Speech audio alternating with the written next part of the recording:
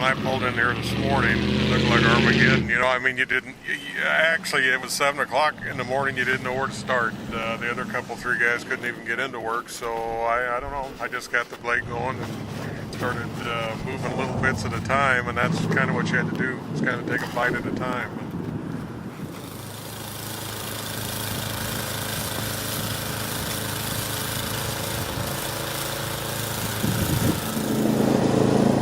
At 7 o'clock this morning, we didn't know how we would do anything.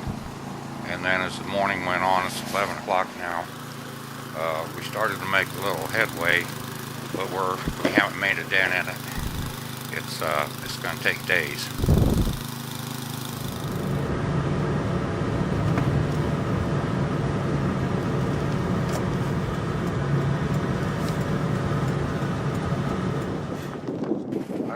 We got was it like 18 inches, but then we have huge snow drifts, and everything is kind of at a stop right now. There's no place to put the snow.